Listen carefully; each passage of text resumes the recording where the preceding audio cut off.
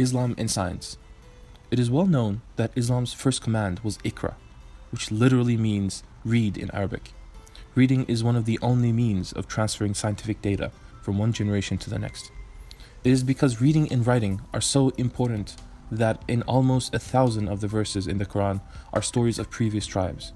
In many of the verses we are asked, "Don't you think? And don't you mind?" God Almighty stated the following: "Can those who know and those who do not know be one?" In the Quran to emphasize the superiority of scholars. It is only those who have knowledge among his slaves that fear Allah. Those who know more about God Almighty are able to practice taqwa better, fear of God. Islam has battled with ignorance from the moment it was sent down. Pre-Islamic Arab social life was an age of ignorance. Islam was the beginning of an era full of wisdom and science, ending the Jahiliyyah period. Lots of work went into reducing the amount of illiterate. For example, scholars would be sent to new Muslim tribes.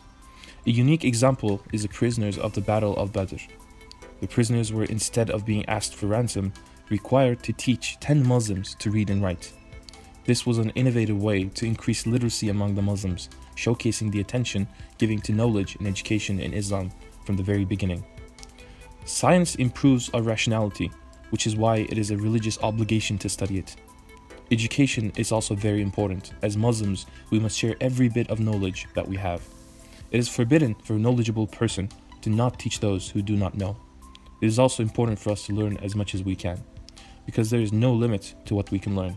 By embracing these and many similar orders and taking these commands seriously, Muslims were able to progress in all aspects of science. Abu Musa Jabir ibn Hayyan, a Muslim scholar, can be said to be the father of chemistry. He lived between the years 722 and 815, and like all Muslim scholars, studied science along Islamic sciences. His constant work in his laboratory was what later helped him perfect the sublimation, liquefaction, crystallization, distillation, purification, oxidation, evaporation, and filtration processes, and also mercury blending. Today it is common knowledge that the British physicist John Dalton conducted the first studies on the atom in the early 19th century, and that the 19th century German chemist Otto Hahn put forward the idea that the nucleus of uranium atoms could be disintegrated. It is not as common, though, that Jabir bin Hayyan, who lived 1,000 years earlier, was the first Muslim scientist that made determinations showing the structure of atoms. His book, Kitab al-Chemistry, was translated into Latin and provided the root for the words alchemy and chemistry. Fatima AlFiri. Did you know that the founder of the world's first university is a Muslim woman? Fatima AlFiri founded the first university, the Al-Karawiyyin University in Morocco. It was founded hundreds of years before major universities like Al-Azhar, Harvard, and Oxford.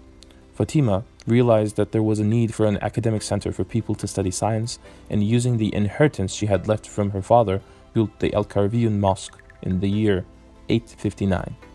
During its entire construction, Fatima fasted every day and prayed constantly for its completion. The building was first built as a mosque for prayers and a place for sermons on Quran, fiqh to be given. Over time, the mosque became a center of scientific studies and eventually became known as the Karawiyyin University, where Islamic studies and sciences like Arabic, medicine, mathematics, astronomy, chemistry, history, and geography were given. It is listed as the oldest university in the world of UNESCO's World Heritage List. Many very important academics graduated from this university, including well-known names of the scientific world like Ibn Khaldun, Ibn Arabi, and Al-Idrisi. Karawiyyin University was not just for Muslims. Many Christian and Jewish scholars also studied here.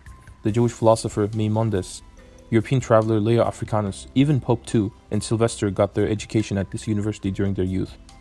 The education system and method provided at Karawiyyin University continues uninterrupted, although it has changed from time to time in its history of over 1,000 years.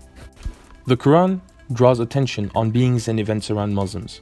The sky, stars, rain, clouds, wind, moon, sun, plants, trees, animals, seas, land, and many other natural phenomena are used to teach us lessons and warn us. Therefore, Muslims should feel a need to examine their environment and notice every detail so that they may draw lessons from them. Even the simple shape of a fruit, like carrots that look like eyes were cut, walnuts that resemble the brain, and beetroot, which has a color of blood, represent the things they help within our bodies.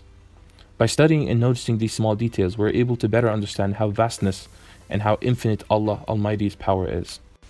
May Allah not separate us from the truth directly and from guidance, and let Him be from His servants who gain His consent with the knowledge He has. Amen.